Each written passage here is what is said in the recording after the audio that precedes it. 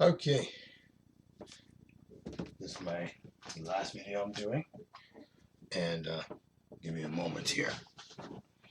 This is the first drawings of some floor plans I've done. So this is the first one I want to show you, a bedroom, or a hotel room you want to call it. The door here and the border walls here that I did. And here is a boardroom. Now I forgot to put something in the middle here, but executive chairs here and a table to round out the building. So this is the first floor plans I've drawn. Second ones I'm going to show you. This top one here is a boardroom, executive boardroom. It's here with the walls and the tables and the chairs here. And then this here is a floor plan of a classroom.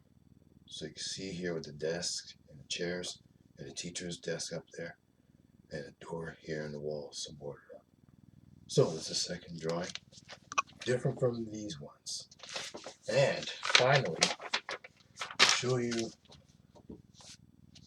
another executive boardroom here with the desk here and the table, and these ones of some sort of restaurant, fast food place.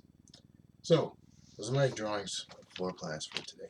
Show you more in a future video.